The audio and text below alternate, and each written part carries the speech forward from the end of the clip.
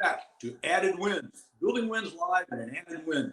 So on Tuesday, we had a great conversation with Neil Westgarth, president of Marco Industries. And I thought we'd bring him back for maybe 10 minutes or so. Neil was so gracious to stay on and maybe continue a little conversation quick. So Neil, thank you for staying on, and thank you for the great conversation on Tuesday Live. I think you brought some really good, valid points to our viewers, and thank you for doing that. Oh, it's my pleasure. It went so quickly, and I relish the opportunity to extend that. Well, it does go fine. One thing I found is, as sales guys, and I want to touch on that for a minute, but as sales guys, I can talk for 4 hours just because I like my own voice, right? I mean, that's what we are, right? But you mentioned something during the live show that I wanted to go back to, which is you introduced yourself very early on as a salesman first. Yeah. Even though you are all your varied background and you're president of Marco Industries now, so you're an exec.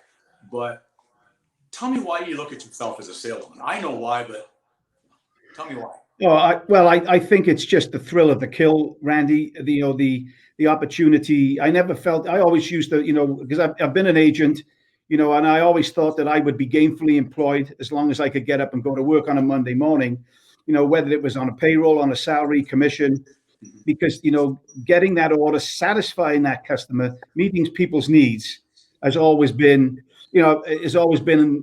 paramount to me. And that's a service mindset, but I focused on the sales side of it in my life. And it's been good for me. It's been good for my family, but it's filled my needs, emotionally and all the other aspects of it.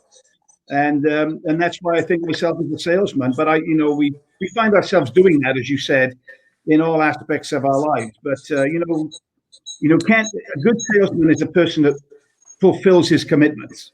Correct. A salesman is not a person that gets an order.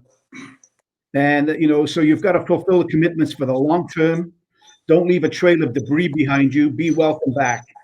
And, if you move on, there is a lot of feedback. Yeah.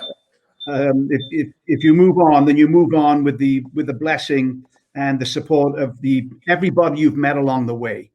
So I think that's, there's a difference between a salesman and a good salesman. And, it's not that hard to sell something, but if you're not sincere and have longevity in mind, then you're not a good one. Right. So it's something to be proud of is where I was going with that. Yeah. I think you're 100% right. And we might cut this a little short because there's a lot of feedback. Yeah. The difference I would say is there's a sales rep or salesman and a sales pro. And a sales pro is looking for longevity. He's looking for a long-term commitment with a relationship with the customer versus just an order. Does that make sense? Absolutely. But I would like, I know we don't have much time. I would like to comment on one of your concepts that you emphasize a great deal. And it ties into what we've discussed this morning with regard to the utilizing technology. And you've done it in a very sincere and repetitive way, but it's the way that we win. It's the little wins. And using technology, if you go out, what we typically did historically and aspire to do in some areas is go out and hit the ball out of the park on the first hit. And that's by flying to New York, meeting with the chief executive, and getting the order, walking away, and have done the job. It doesn't happen like that anymore. In fact, it rarely did. We just thought it did in our minds, and maybe once out of 100 efforts we knocked it out of the park. But the day-to-day activity that comes from utilizing technology gives us those small wins. The introduction, the bits and pieces. It allows us to focus on the little bits that, on the little wins that I don't think we used to do historically. I've always, felt that feeding off scraps is better than not feeding at all. Right. And ultimately, you will make it to the big leagues, or you'll get that major win. So I would like to endorse and support your premise for that, and I think that's tied directly into the way that we're going to market nowadays. Well, I agree, and thank you. Yeah, I can hear you. It's that quiet. better? Yeah. Okay. Yeah. No. So going back to, I think that's important because you find you'll find. I mean, I found from people I've worked with that they're not satisfied with that incremental development, and it's not significant enough. No, I've got to go see him. I've got to go and do that.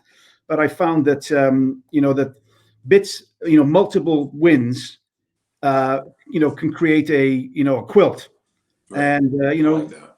quilts are very expensive to buy, Right. especially patchwork, And I like that concept because one of the things, one of these weeks I'm going to chat about a little bit is a little theory that I have about having a virtual wind pile Yeah. in your mind. And you keep talking Yeah. wind on because incrementalism is another word that I like. And I think you just hit on it so well. Most wins and probably most losses are not one big thing. Yeah. We don't get a customer typically the first day you walk in, one big win, $1 million customer. That never happens. No. Could, but doesn't. You probably don't lose a good customer over one thing either. Absolutely. Unless you really mess up. But typically it's that straw on the camel's back that you just keep throwing on little at a little, and finally they've had it, right? Yeah. So if you practice incrementalism both on the upside and the downside, in other words, as you build that win of having a long-term lifetime customer, but if you also practice incrementalism, I think with taking care of those little issues and not letting little issues become big issues, I think you win in the trenches, I guess is probably absolutely. No, you're absolutely right. It's the grunt work. It's the things that you might think are insignificant and don't account for much. But I've been meeting with salespeople on a Friday afternoon for a long time. And they report some activity and discussions they have, and typically don't think it's of any importance or a great deal of importance. But I've learned over the years that it's of significance, and it's that little wins concept that I think is worth repeating and repeating and repeating, so that there's an understanding and even a culture develops around that, which I don't think is truly acknowledged. No, I agree, and it just made me think about maybe to kind of end this because I promised about 10-15 minutes, but this weekend with Chad Henning, right, Old Michigan football player. Yeah, that was a very incremental win, right? Incremental from the standpoint that 99.9% of that game had nothing to do with Chad Henning. Yeah. So he gets a lot of kudos, which he deserved. It was a big deal, which it was. But they've never been in that position to ever happen without the other 99.9% of the stuff that happened during that game. Does that make sense?